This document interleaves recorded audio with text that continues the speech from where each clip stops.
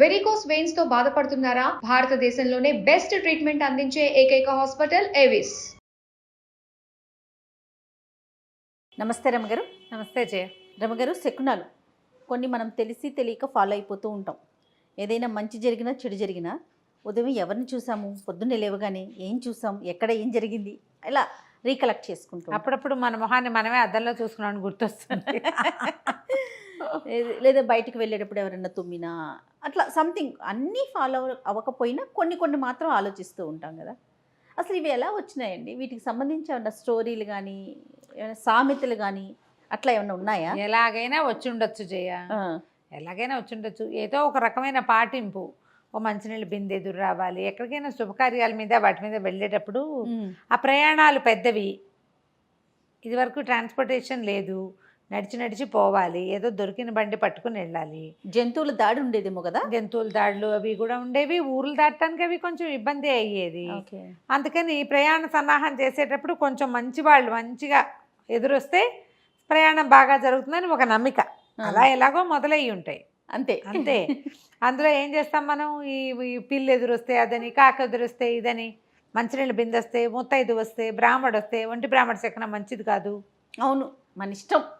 ఎన్నో క్రియేట్ చేసుకో. బోల్డ్ అని క్రియేషన్ అంటే ముందు నుంచి ఉన్నవే, కొత్తవి క్రియేట్ చేసుకోము మనము. ఇవి కాకుండా పొద్దున్న ఎవరైనా ఎదురుపడ్డారు, అప్పుడు పెట్టిన సందర్భం వేరే ఉండొచ్చు.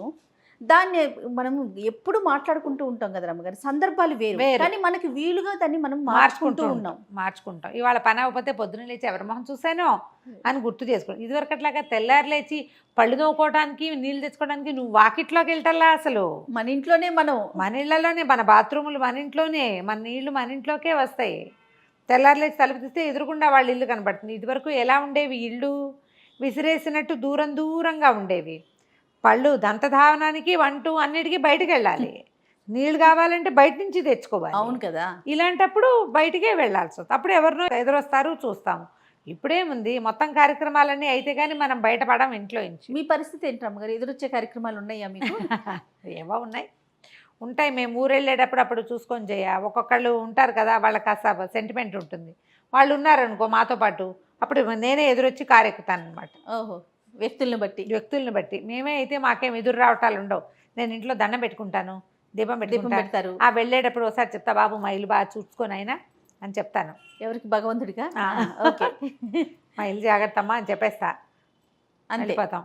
వెళ్ళే దారిలో ఇట్లా రోడ్డు తిరగంగానే మాకు దాసాంజనేయ స్వామి దేవాలయం ఉంటుంది సందులోకి, అక్కడ ఒక దండం పెడతాను. అదే మనకి. గుడివైపు చూడకపోతే కుదరదు నాకు, మాటల్లో పన్ను. గుడి వచ్చేదాకా ఆపదాం పడతారని చదువుకుంటా. నా సెంటిమెంట్ అది. ఆ గుడి ప్రాకారమే కనపడుతుంది, గుడే మనకు కనపడదు. ఇది కనిపిస్తుంది, కమాన్ కనపడుతుంది. అక్కడ ఒకసారి ఆంజనేయ స్వామికి ఒక దండం విసిరి పెడతానమాట. ఆయన ప్రయాణం సజావుగా చేయొచ్చు, మా ఇల్లు వాకిలి జాగ్రత్త అని. ఇదే మన శకునం. ఒక్కొక్కళ్ళకి ఒక్కో రకం. అంతే. ఎదురు రావాలి. మా పక్కింటి వాళ్ళ అబ్బాయికి నేనే ఎదురు రావాలని ఉండేది. 2 సార్లు 3 సార్లు అతను ఫారిన్ ప్రయాణానికి నేనే ఎదురెళ్ళాను. ప్రెజెంట్ ఎక్కడ ఉన్నాడు అతను? ఇప్పుడు ఫారిన్ లోనే ఉన్నాడు. శభాష్. అయితే ఒక్కొక్కళ్ళకి ఒక్కటి ఉంటుంది కదా, నమ్మకం రమ్మగారు. అంతేగాని ఇప్పుడు నీ నమ్మకం నీ దగ్గర కరెక్ట్ అయింది, నా దగ్గర ఫెయిల్ అవ్వచ్చు. అంతే కదా. ఓ చిన్న సరదా కథ చెప్దాం చూడు. ఓ ఊళ్ళో రామరాజు అని ఒక ఆయన ఉన్నాడు. ఈయన వడ్డీ వ్యాపారం చేసుకునేవాడు. ఓ రోజు పొద్దున్నే లేచాడు. నేను చీకటి ఉండగానే లేచి పొరుగురు వెళ్దాం అనుకున్నాడు. అప్పులు వసూలు చేసుకోవాలి. వడ్డీ వ్యాపారులు అంటే నెల వడ్డీ వసూలు చేసుకోవాలి, లేదా అసలైన కాగితాలు ఏవో పుచ్చుకుని వెళ్దాం అనుకున్నాడు. సరే, వాకిలి తలుపు తీసేసరికి అలా వాకిట్లో అంటూ పిల్లి కనపడింది. చిచ్చి దీనోహం మండా, తెల్లవారే కనపడింది, మన పని ఏమవుతుంది చి అని తలుపు ఇట్లా వేసి వెళ్ళి పడుకున్నాడు. అయితే మన తలుపులాగా ఇట్లా వేస్తే పడిపోయే తలుపులు కాదు, గడి పెట్టాలి. ఈయన గడి పెట్టల. అప్పటికి ఎంత అయింది టైము? 4:15, 4:20 అయింది. చీకటితోటే వెళ్ళాలి కదా ప్రయాణాలంటే, లేకపోతే ఎండెక్కితే నడవలేరు. లోపలికి వచ్చి పడుకున్నాడు. తలుపేలా దగ్గరకు పడింది. అదే సమయానికి ఆ వీధిలో పోతున్న ఒక దొంగవాడొకడు ఓరగా తెరిచి లోపల నుంచి వెలుగు బయటపడుతున్న ఆ ఇంటిని చూసి చల్లగా ఇల్లు రామరాజు గారిదని గ్రహించుకుని లోపలికి వచ్చాడు. లోపలికి వచ్చి చూస్తే రామరాజు గారు పడుకున్నాడు మంచం మీద. ఆయన పోయి ఇంకా ఊరెళ్ళను ఈ పూట అని మానేసుకుని మంచం ఎక్కేసాడు. ఆయన తల వైపున గల్లా పెట్టుంది అయింది. అక్కడ పడుకున్నాడు, గల్లా పెట్టున్న గదిలోనే పడుకున్నాడు. లోపలికి వచ్చి అలాగా గల్లా పెట్టెత్తాడు. వాడు అట్నుంచి ఇటు వస్తుంటే గల్లాపెట్టలో చిల్లరుంది, గల్లు మంది ఉమ్. అని ఈయన లేచి కూర్చున్నాడు. లేచి కూర్చుంటే వీడి చేతిలో ఉన్న గల్లాపెట్టతో ఆయన నెత్తి మీద ఒకటి పెట్టి ఒకటే పరుగు. ఆ మనిషిని చూసేసాడు ఈయన వెలుగులో. ఓహోహో. ఎందుకంటే దీపం పెద్దది చేసుకున్నాడు బయటికి వెళ్ళటం కోసం, వెలుగులో మనిషిని చూశాడు. కొట్టేసరికల్లా హౌరవరా పొద్దున్నే పిల్లిని చూసిన ఫలితం బయటికి వెళ్ళకపోయినా ఇంటూ చూపించింది, గల్లాపెట్టి కాస్త పోయిందే. లబో దిబో మొత్తుకున్నాడు. చుట్టుపక్కల ఎక్కడా దొరకలవాడు. ఈయన దెబ్బ తగిలింది. ఈయన లేచి మంచినీళ్ళు తాగి బయటకు వచ్చేసరికి జంపు, వాడు వెళ్ళిపోయాడు ఎప్పటికో. అక్కడి నుంచి ఏం చేశాడు, ఆ ఊరు న్యాయాధికారి తహసీల్దార్ ఆయనే ఈ తీర్పులన్నీ చేస్తాడు. అక్కడికి పోయాడు. అక్కడికి వెళ్తే ఆయన పేరు, ఈయన రామరాజు, ఆయన భీమరాజు. మళ్ళీ ఆ భీమరాజు ఎవరో కాదు, ఈయన చెల్లెలి మొగుడు. ఓహో. ఇది ఈ చిన్న చిన్న ఊళ్ళ తాలూకు హడావిళ్ళన్నీ పక్కనున్న పెద్ద ఊరిలో తీరుస్తారు. ఈయన వెళ్ళి అక్కడ చెప్పుకున్నాడు. ఆ చెప్పడానికి వెళ్ళిన చోట ఉన్న ఆయన ఎవరంటే భీమరాజు గారు, ఈయనకి స్వయాన బావ. ఇంతకీ ఒట్టి బావే కాదు, రామరాజు గారి వడ్డీ వ్యాపారానికి 10 లక్షలు అప్పు పెట్టాడు. ఆయన 10 లక్షలు ఈయన దగ్గర ఉన్నాయి. ఏమో బావా ఏమైనా చెల్లిపెట్టడానికి వచ్చావా, ఏమిటో ఈ సంగతి అన్నాడు. చెల్లేమిటి నా బొంద, తెల్లవారి నిద్ర లేవగానే పిల్లి మొహం చూశాను, దొంగ మొహంది. దాన్ని చూసేసరికల్లా గల్లాపెట్ట కాస్త పోయింది, ఎవడో ఎత్తుపోయాడు బాబా, ఇక మొహం మీద బొప్పి.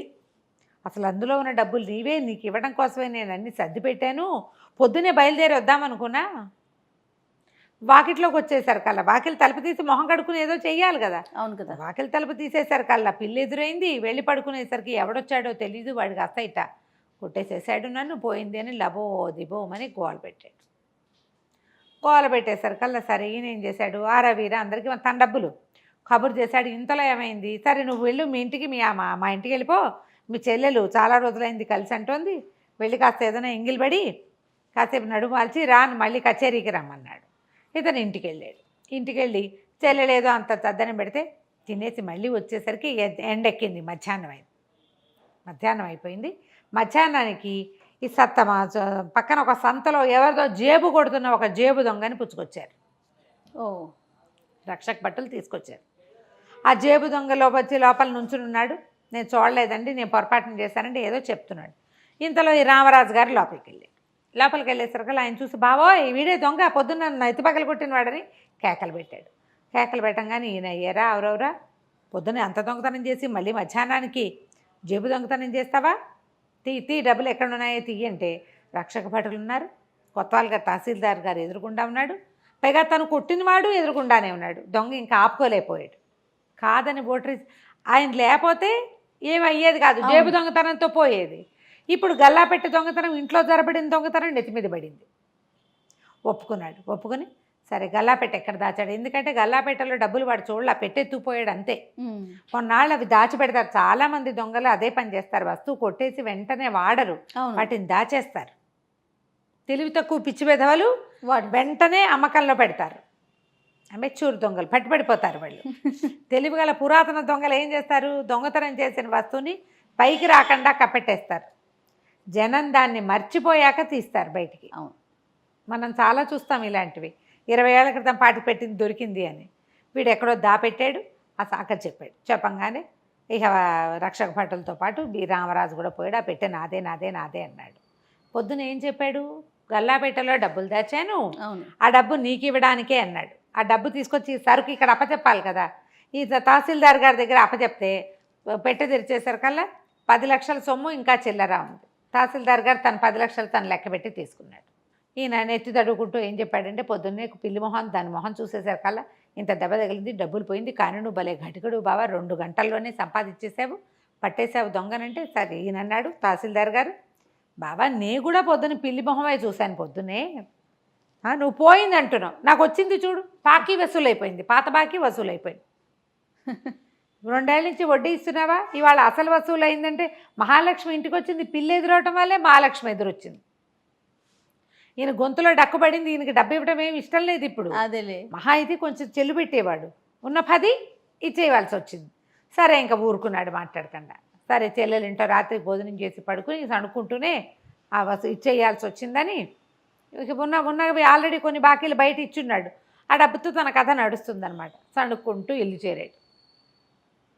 ఈయన ఇంటికి వెళ్ళిపోయాడు. మధ్యాహ్నానికి పక్కింటి ఆయన ఎదురొచ్చాడు. ఆయన అదోలా ఉన్నాడు. ఏమిటా గోపాలం అలా ఉన్నామంటే ఏం చెప్పనండి, పెంపుడు పిల్లి పిచ్చిముండా పొద్దున్నే ఎవరి మొహం చూసిందో నిన్న సాయంత్రం చచ్చిపోయిందండి అని అన్నాడు. ఈయన ఉలిక్కిపడ్డాడు. ఆ దొంగ కూడా ఇదే మాట చెప్పాడు, పొద్దున్నే పిల్లి ఎదురొచ్చింది అందుకే నేను పట్టుబడిపోయాను అని. ఇప్పుడు ఎదురొచ్చిన పిల్లి ఎవరెవరికి ఎదురొచ్చింది? మొదట రామరాజుకి ఎదురొచ్చింది. అవును. రామరాజుకి డబ్బు పోలేదు, అప్పు తీరిపోయింది, మొదట పోయి దెబ్బలు తగిలినప్పటికీ. అదే పిల్లి దొంగకి ఎదురొచ్చింది, వాడు పట్టుబడిపోయాడు. ఆ పిల్లి కాస్త పైకి వెళ్ళిపోయింది. పిల్లి ఎదురొచ్చిన భీమరాజు గారికి ఆయన పాత బాకీ వసూలైపోయింది. పైగా దొంగని 2 గంటల్లో పట్టుకున్న క్రెడిట్ కూడా వచ్చింది. శకునంలో ఏమైనా ఉందా? ఒక్కొక్కరికి ఒక్కో విధం. అదే ప్రధానమైనది ఏంటి, ఈయనకి బాకీ తీర్చే రోజు వచ్చింది, వాడికి పట్టుబడే రోజు వచ్చింది, ఆయనకి డబ్బు వచ్చే రోజు వచ్చింది, దానికి కాలం చెల్లిపోయింది, చచ్చే రోజు వచ్చింది. ఎవరో ఎదురొచ్చారు పొద్దున్నే దానికి, అందుకని పోయింది. అంతే. ఎవరి మొహం చూసిందో పిచ్చిముంటే చచ్చిపోయింది అన్నాడు. అనగానే ఈయన ఉలిక్కిపడ్డాడు, నా మొహమేగా చూసింది అది, అయ్యో రామా అనుకున్నాడు. ఇంకెప్పుడు చిచ్చి సెకండ్ పాటించకూడదు, నా దారిని నేను ఊరు ప్రయాణం అయ్యి ఉంటే ఇదేవి నా డబ్బు ఇప్పుడు అప్పు తీర్చాల్సిన అవసరం ఉండేది కదా, ఇంకా కొన్నాళ్ళు నడిచేది కదా, ఈసారి శకునం పాటించకూడదని 4 కొరుకుని లోపలికి వెళ్ళిపోయాడు. నేనే చూశాను అని చెప్పకుండా కథ కంచికి మనం